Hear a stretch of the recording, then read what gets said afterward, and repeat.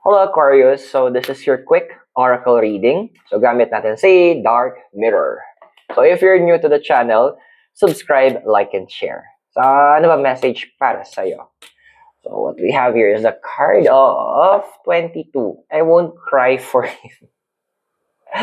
To naman, literal, this card is telling that you don't need to cry for someone na nanakit na sinira yung tiwala mo.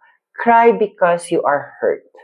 Not because sinaktan dahil sa taong yon or sa mga nangyari. Walang masama kung gusto mong ilabas yung emotions mo because tao ka. That's a normal reaction. Normal, kaya nga meron kang tear glands binigay sa'yo for you to express. But, at the end of the day, stand up, Aquarius. Tumayo ka.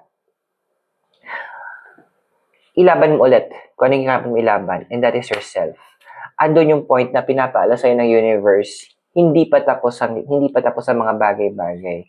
That thing that hurt you, that person that hurt you, parte lang siya ng buhay mo. Parte lang sila ng buhay mo. Hindi sila ang buhay mo. Hindi umiinog ang mundo mo sa kanila. Dahil bago mo sila nakilala, you're good. Nakilala mo, nasaktan ka. Kahit mawala sila, you will always be good. So I hope nakatulong yung reading sa'yo, and I'll see you very soon.